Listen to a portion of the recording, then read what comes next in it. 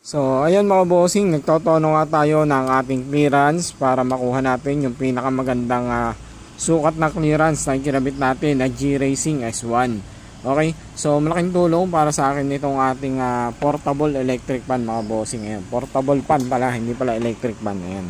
So syempre, malaking tulong kasi mas mabilis siya napapamalamig yung ating makina gamit itong ating portable na fan.